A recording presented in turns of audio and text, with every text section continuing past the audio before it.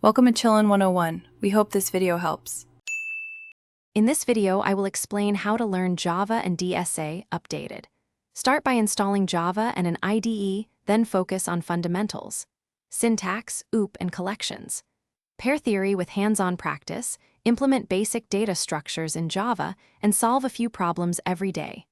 Track progress weekly, review mistakes, and gradually increase problem difficulty while building small projects to apply what you learn. Use a mix of tutorials, books, and interactive platforms to build both knowledge and muscle memory. Start simple, then add algorithm visualizers and coding challenges to cement understanding. Schedule focus sessions with time limits, log solved problems, and review optimal approaches. Join communities for feedback, track weak spots, and progressively tackle harder problems while maintaining steady, consistent practice to convert understanding into reliable coding skill.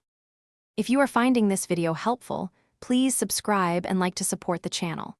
Quick recommendation: consider the Echo Dot smart speaker for clear audio, timers, and hands-free music while you code.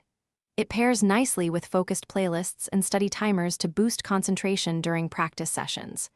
Check the description for the link and other deals, enjoy better study vibes, and now let's get back to the video. Prepare for interviews by learning patterns and practicing under pressure with timed problems.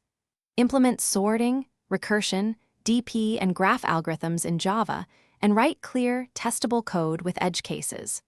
Run mock interviews and record solutions to identify improvements, then refine your approach. Maintain a portfolio of projects that use DSA, explain trade-offs, and practice whiteboard explanations to boost confidence and performance during real interviews each month. Thanks for watching. Consider subscribing if we helped you.